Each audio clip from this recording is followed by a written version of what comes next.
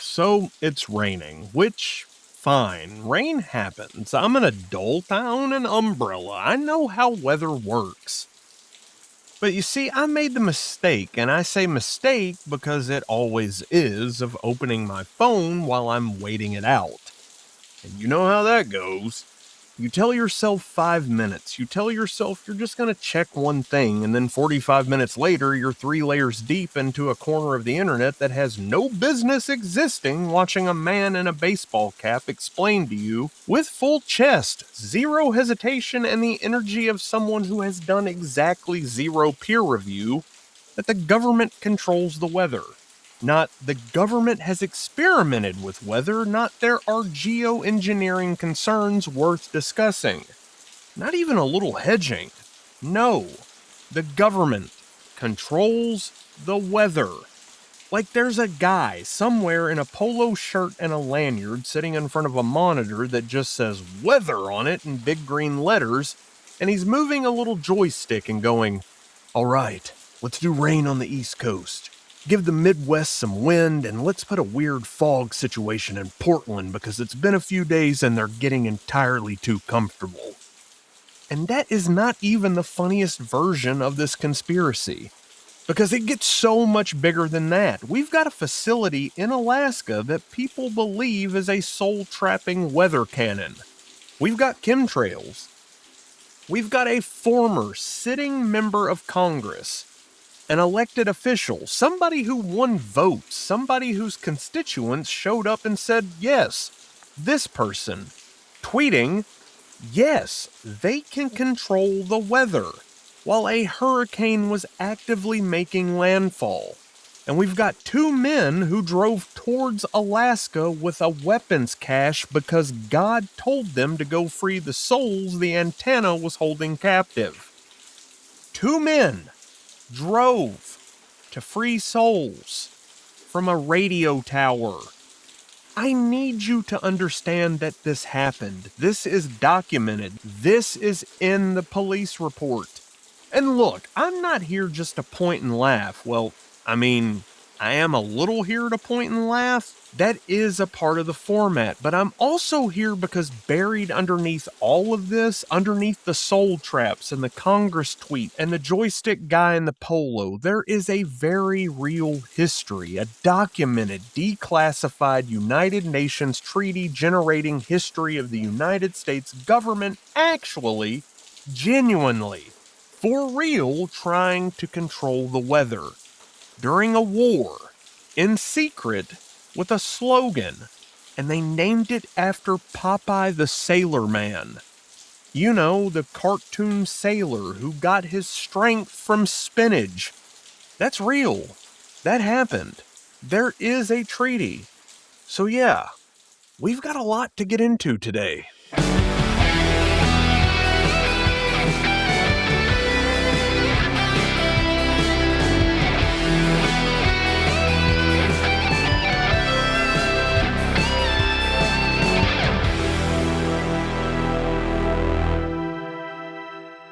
Hey, and welcome back to the Average Joe Nerdcast.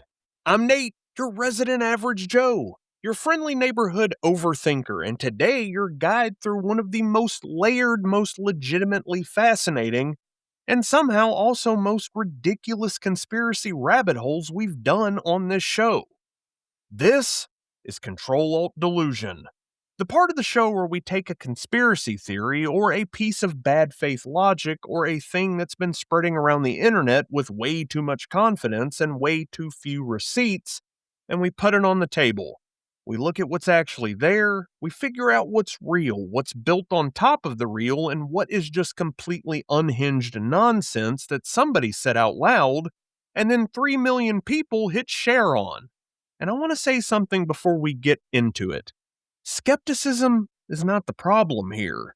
Questioning things, good. Wanting to understand how systems work, good. Not just taking the official version of something at face value, also good. All of that is healthy. That is not what a lot of this weather stuff is. What a lot of this is confidence without foundation. It's not curiosity, it's not investigation, it's somebody who saw something, decided it confirmed what they already believed, and is now presenting that as research. And the weather conspiracy in particular is very interesting because, and this is genuinely why I love this episode, it's one of the rare ones where the real history is legitimately as wild as the theory. Like, usually with these, there's a clean line. Here's the crazy claim. Here's why it's wrong. Here's your sources. Everyone goes home happy. But this one's different. Because the government actually did run a secret weather modification program. They hid it. They lied to Congress about it, and when it came out, it changed international law. So the conspiracy is wrong about what's happening now, but it's not entirely making up what happened before. And that gap between what's real and what got built on top of the real is exactly where we're living today. So let's get into it.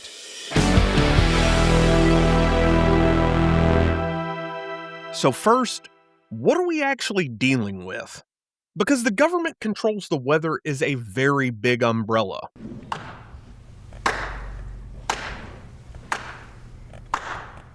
Pun intended. I am not apologizing for that one.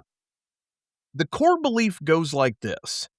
Somewhere inside the US government, or something adjacent to it that doesn't show up on org charts, somebody has developed the technology to create, steer, and weaponize weather. Hurricanes, blizzards, droughts, that freak storm that showed up on a holiday weekend and ruined everything? Not an accident. Targeted, deliberate, personal. Now, the conspiracy comes in a few flavors, and it's worth knowing what they are because they're not all the same thing. Flavor 1 is HAARP. HAARP is a real facility with real antennas and real government money. It's in Gakona, Alaska, because of course it's in Alaska. Everything suspicious apparently lives in Alaska, and it shoots high-frequency radio waves into the upper atmosphere. And according to a very committed section of the internet, it is secretly a weather cannon capable of manufacturing storms, causing earthquakes, controlling mines, and I keep coming back to this because it genuinely brings me so much joy. Trapping human souls like a Mortal Kombat final boss. Your soul is mine. We are going to spend some real time on HAARP because it deserves it. Flavor 2 is chemtrails. You've seen them. The white lines planes leave in the sky. Most people see water vapor. Chemtrail believers see a delivery system. For what, you might ask? Well, that depends on who you ask. Mind control, weather modification, population management, the reasons shift based on who's talking. The image stays the same, lines in the sky, lingering, spreading, and the feeling that somebody put them there on purpose and isn't telling you why. Flavor 3 is broader geoengineering fear. And this one is honestly the most understandable of the three, the concern that governments are quietly experimenting with large-scale atmospheric modification. Cloud seeding, solar shielding, aerosol injection, without public knowledge or consent. This flavor has the most real science sitting next to it, which makes it the hardest to completely dismiss and also the easiest to weaponize into something wilder. Now, who's actually out here saying this stuff? And I don't mean random forum guys, I mean people with platforms, because that matters. After Hurricane Milton hit Florida in 2024, a sitting United States Congresswoman tweeted, while the storm was actively making landfall, people were evacuating, emergency services were deployed, she tweeted, yes, they can control the weather. President Biden held a press statement, called it stupid, called it beyond ridiculous. So, the President of the United States had to go on record to clarify that the government did not manufacture the hurricane. That happened recently. That is not ancient history. That's just 2 years ago. The FEMA director described the wave of misinformation around that storm as, and this is a direct quote, absolutely the worst I have ever seen. During the Iowa caucuses in January of 2024, a conservative activist with millions of followers posted that the blizzard hitting Iowa was being generated by HAARP, specifically to suppress certain voters. The post got 2.4 million views. Scientists from Boston College and NOAA had to come out publicly and explain that it was just January in Iowa, and that Iowa gets snow in January, because that is a thing that has been happening in Iowa since before the government even existed. Hugo Chavez, not a random guy, the actual president of Venezuela, officially blamed HAARP for the 2010 Haiti earthquake. Head of state, official position, HAARP did the earthquake. And HAARP has also been credited by various people with varying levels of sincerity with the 2011 Japan earthquake and tsunami, a tornado in Oklahoma, a landslide in the Philippines, the crash of TWA Flight 800, Gulf War syndrome, and the trapping of human souls. And that last one brings us back to the two guys. 2016, Georgia. 2 men get arrested, and they've got an arsenal, AR-15s, Glocks, thousands of rounds of ammunition, and they tell police they were on their way to destroy the HAARP facility in Alaska, because God told them to go free the souls it was holding captive. 2 men drove toward Alaska to liberate souls from a radio antenna.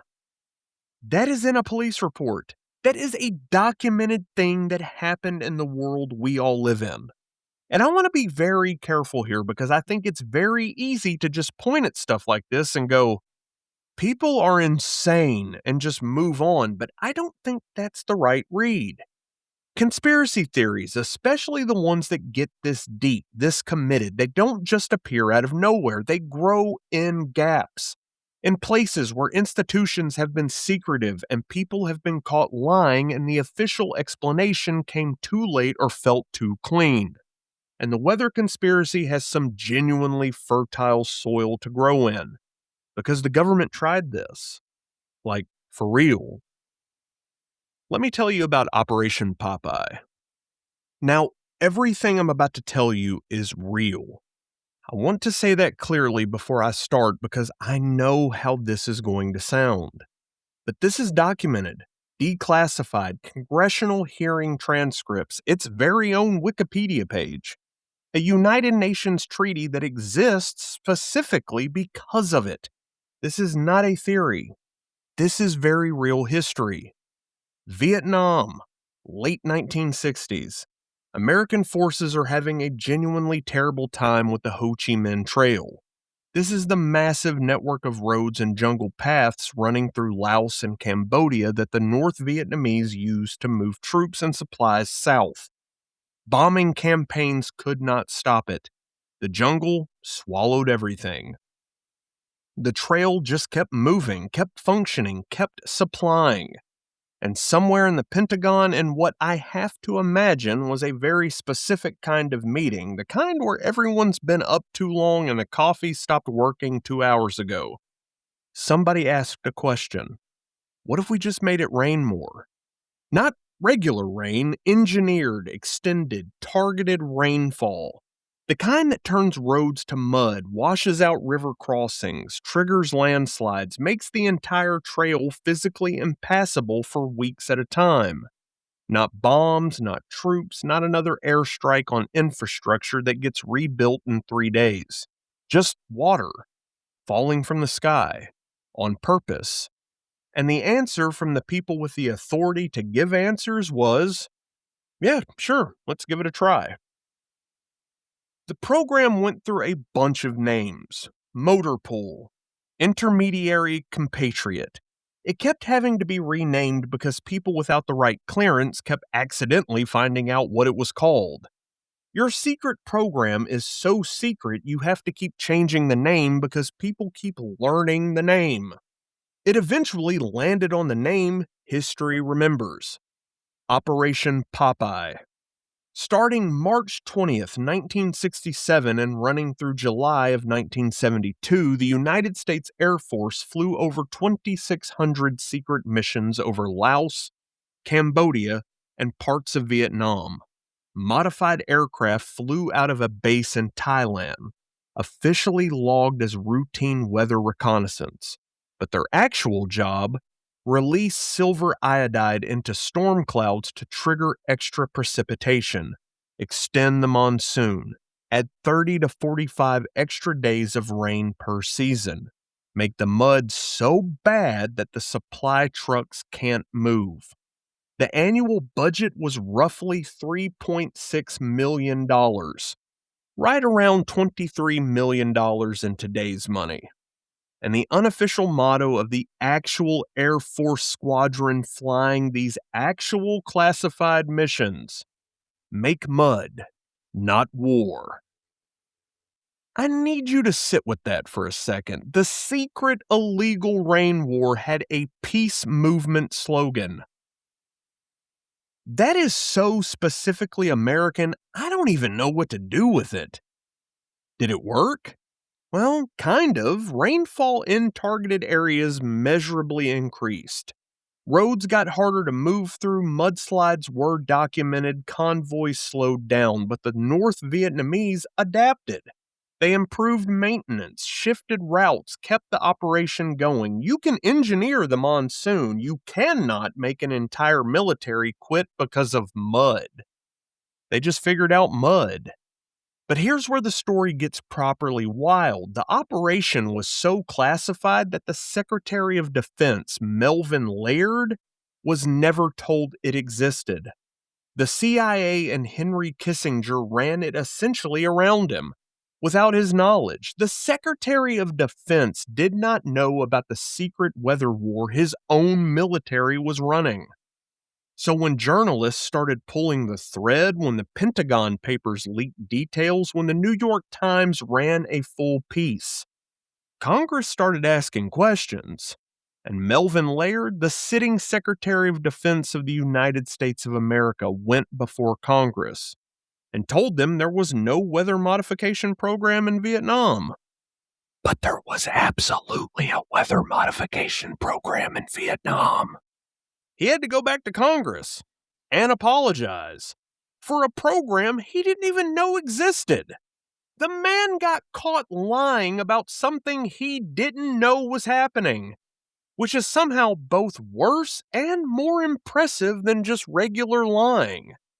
The entire thing eventually led, after Senate hearings, international pressure, years of negotiations, to a United Nations treaty in 1977, the Environmental Modification Convention, ENMOD. It formally prohibits using weather modification as a weapon of war. There is an international law that says no weather wars. It exists because of a program named after a cartoon sailor who ate spinach to get strong. So, when somebody says the government would never secretly try to control the weather, you can very calmly, very gently sit down your drink and say, well, actually, and then tell them about Popeye and watch their entire face do something really interesting. The thing is, and this is where it gets philosophically important, Operation Popeye is exactly the kind of real history that makes conspiracy theories feel reasonable. Because it is reasonable to look at that story and go, okay, they did this once, they hid it, they lied about it, so what else? That's a logical response to a real betrayal of public trust. The problem is what people build on top of it. And what people built on top of it is HAARP. This episode of Ctrl Alt Delusion is brought to you by Government Rain. the only precipitation subscription service backed by agencies that technically don't appear on any official government website. Tired of natural weather? Boring, unpredictable, completely indifferent to your schedule, your feelings, and your outdoor wedding? Then upgrade to Government Rain Premium, where every commute comes with a personally targeted drizzle, engineered in a classified Alaskan facility by people whose names do not appear in any HR system. Our most popular packages include the inconvenience. Light rain begins exactly when you leave the house and stops the moment you get inside. The personal attack. A sudden isolated downpour on your specific side of the street. Completely dry across the road. Your neighbors are fine. And our flagship tier, the electoral intervention. A precision blizzard timed to within 48 hours of a primary in a state that matters. Results may vary. Mostly they vary toward, it was just January. Government rain. The weather you deserve, whether you want it or not. Terms and conditions. Government Rain is not responsible for any conspiracy theories, Senate subcommittee investigations, United Nations treaties, or secretaries of defense having to apologize to Congress for things they didn't know were happening. Side effects include mudslides, mild to severe paranoia, and one Venezuelan president blaming you for a natural disaster. Government Rain. Okay, HAARP. Let me tell you what this thing actually is, because before we get into why it can't do what people say it does, I need you to understand what it does do. And honestly, the gap between the two is so enormous it becomes its own kind of comedy. HAARP stands for High Frequency Active Auroral Research Program. It's a field of 180 antennas sitting in Gakona, Alaska. Now, there's a layer of the atmosphere called the ionosphere. It's sitting roughly 30 to 600 miles above the Earth's surface, way on up there. That's where the aurora borealis happens. That's where GPS signals travel. That's where long-distance radio waves bounce. Solar activity from the sun is constantly interacting with it. Understanding how that works matters for communications, for navigation, for early warning systems. Real stuff. What HAARP does is aim high-frequency radio waves up at a very small patch of the ionosphere, like really, really small. And then they watch what happens. How do solar particles interact with the upper atmosphere? How does it affect GPS? What changes when you poke it? Think of it kind of like this. Heating a very tiny patch of soup in a massive bowl. That patch gets warm while the rest of the bowl has no idea anything is happening. The heat spreads out and disappears within seconds. One scientist described it as putting a space heater in your backyard on a very cold day. Hold your hand in front of it, warm. Take 2 steps back, nothing. Turn it off, gone immediately. That right there, that's HAARP. And the people running it will tell you this, because they do a public open house every single year. You can go. You can show up, park your car, walk around, and have scientists explain ionospheric research to you in person. It is, by every available account, profoundly and almost aggressively normal. The facility that people believe is a soul-trapping weather cannon does a public tour with free parking. Now, can it control the weather? No. And here's why. And I want you to hear this because it's actually really simple once you see it. Weather, and I mean actual weather, the kind that affects you, storms and rain and hurricanes and the blizzard that canceled your kid's school day. All of that happens in the troposphere, the lowest layer of atmosphere, where clouds live, where your umbrella is relevant, where Iowa gets snow in January. The ionosphere, where HAARP operates, is not the troposphere. These are completely different places. There is a gap, roughly 30 miles between them.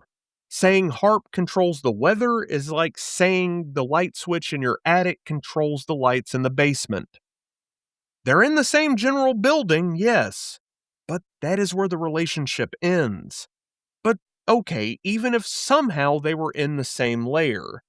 The power, it just isn't there. A physicist at Stanford pointed out that HAARP's total power output, the whole thing running at full capacity, is minuscule compared to a single lightning flash. A single one. And there are between 50 and 100 lightning flashes happening on Earth every single second.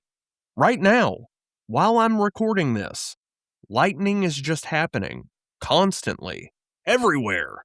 A regular Tuesday afternoon thunderstorm in Orlando, Florida is generating more energy than HAARP has ever produced. You cannot steer a Category 4 hurricane with something that loses a power comparison to weather that just happens by accident in July. It's like trying to change the direction of an aircraft carrier by blowing on it. And I keep coming back to the open house because it is my single favorite fact in this entire episode. The souls trapped in an antenna facility, the weather cannon, the mind control machine, does a public tour with free parking. The University of Alaska Fairbanks apparently got so many phone calls about the conspiracy theories that they just said, fine, come see it. Come look at the antennas. We will explain what ionospheric research is. We'll provide parking. And now it's time for Steve, because Steve has been in the booth this entire time, and I've been watching him, and the man has been barely holding it together since I said the word HAARP in the pre-show meeting 40 minutes ago. Steve, you've been sitting on something. Tell me about it.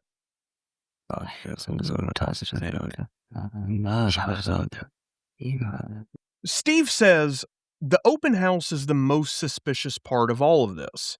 That a facility with nothing to hide wouldn't need to prove it had nothing to hide. That the tours are misdirection, that the real HAARP is underground, and that his soul has felt, and I'm quoting him directly here, slightly sticky since sometime around 2019, and he would really appreciate an explanation. Steve, I tolerate you, and I say that sincerely. The open house exists because journalists kept calling it the Moby Dick of conspiracy theories, and the university got tired of all the phone calls. That is the entire story. He says he'll think about it. And that's good enough for me, Steve. Good enough. Now, real quick stop at Chemtrail Station before we bring this whole thing home. The theory, contrails, the white lines planes leave as they fly, are not water vapor. They are chemicals being deliberately dispersed into the atmosphere. For what, you might ask? Well, that depends on who you ask. Mind control, weather modification, population management, vaccine delivery, general sinister intent. You see, the specific goal shifts based on the source. The image always stays the same. Lines in the sky, crisscrossing, lingering, spreading. And that feeling that somebody is doing something up there and just not telling you about it. But here's what's actually happening. When a jet engine burns fuel at altitude, it produces hot, humid exhaust. And that exhaust hits the cold, thin air at cruising altitude. Now, we're talking way up there, genuinely freezing like negative 60 degrees, and the water vapor instantly condenses and freezes into ice crystals. White line, behind the plane. And that's the whole thing. Whether it sticks around for 5 seconds or spreads out for an hour depends entirely on how humid the surrounding air is. For instance, dry air evaporates fast, line disappears, nobody posts anything. But humid air spreads out, lingers, looks dramatic, somebody pulls out their phone. It's the same physical process as breathing out on a cold morning and seeing your breath. You are doing it right now if it's cold outside. You, my friends, are a chemtrail. We are all chemtrails. And I actually want to be fair here for a second. I get why this one picked up traction. In the 1970s, commercial air traffic was a fraction of what it's become. As flying expanded massively through the 80s and 90s, the skies over populated areas got noticeably more lined.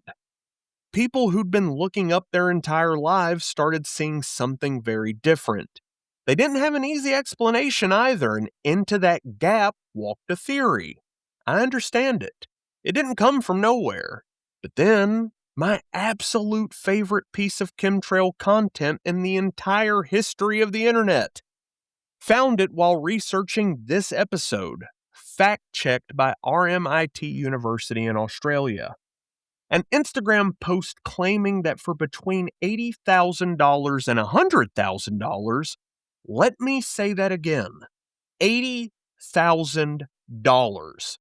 Multiple companies will guarantee you a rain-free wedding day by spraying nano-sized heavy metals from aircraft, coordinated with HAARP stations.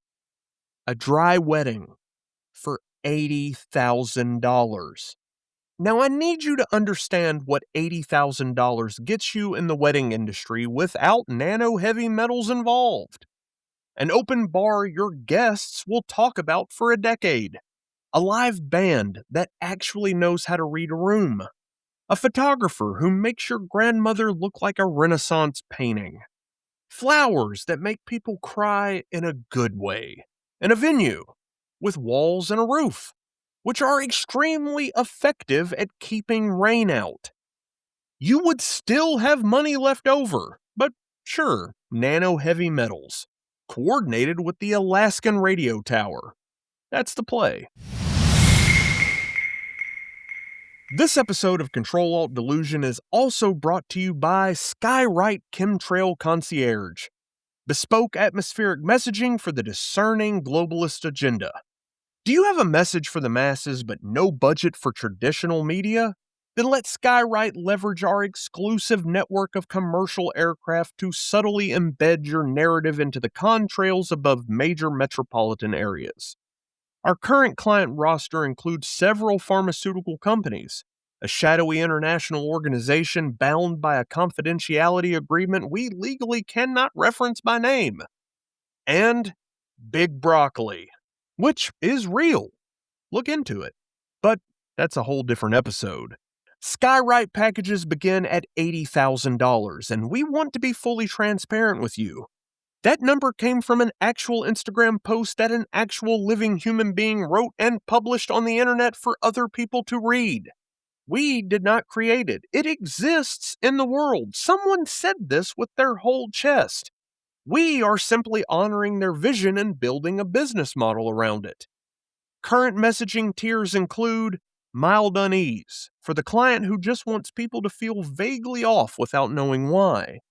Moderate paranoia, ideal for election seasons and major sporting events.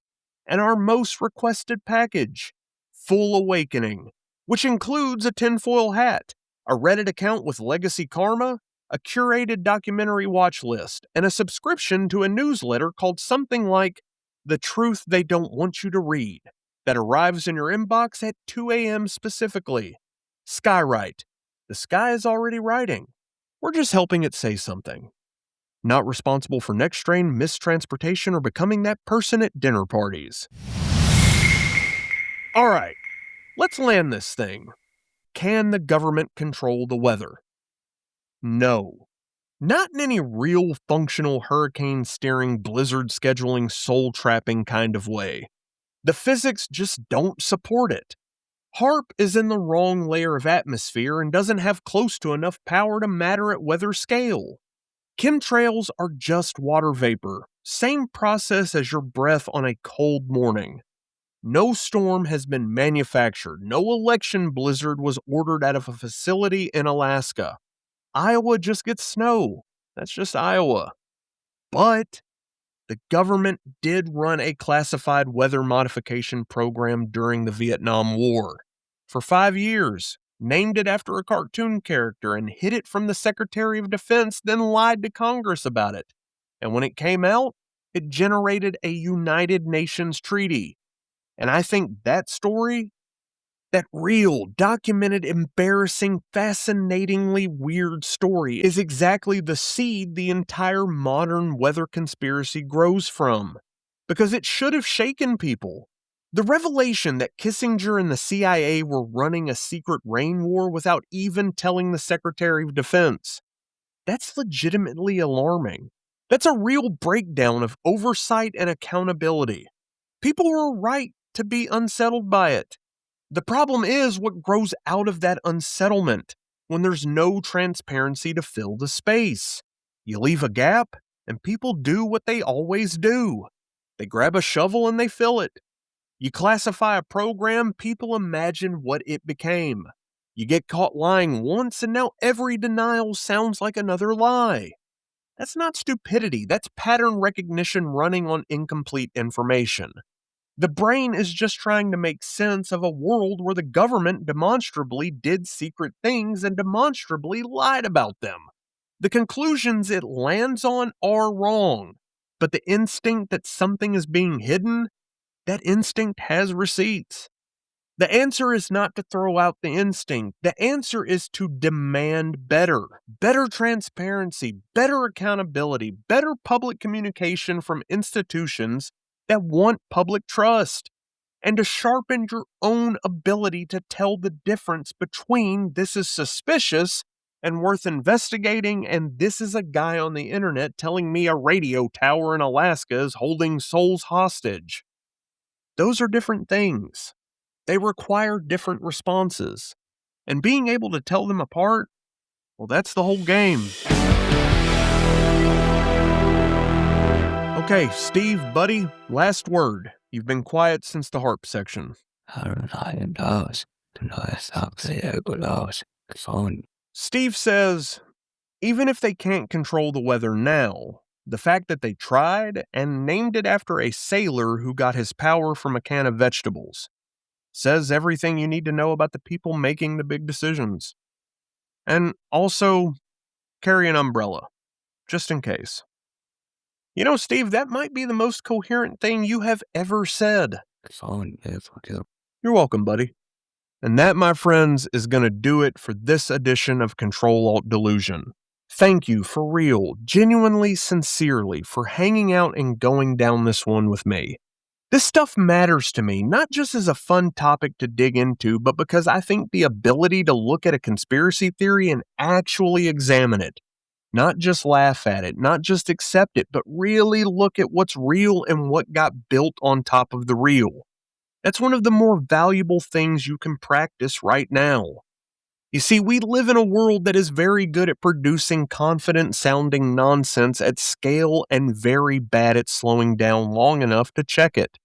So, we check it. That's what we do here. And all of the sources for today are in the show notes. Operation Popeye, HAARP, the NOAA fact checks, the $80,000 Instagram wedding post. All of it is linked. And I really do encourage you to go read the primary sources. Operation Popeye alone is worth an hour of your afternoon. It is one of the wildest true stories in American military history, and it has a Wikipedia page you can pull up right now. And if you're rocking with the Average Joe Nerdcast, then please subscribe wherever you're listening. Leave a review if your app does that. And honestly, the biggest thing that you can do is just tell someone about the show. Tell a friend who would be into this. Send them this episode. Word of mouth is everything for an independent podcast, and I mean it every single time I say thank you for it. And hey, if you want to keep the conversation going, then come find us in the lobby. That's our private Facebook group, Average Joe Nerdcast, the lobby. Come hang, talk about the episodes, go deeper on the stuff we got into, share what you're nerding out on.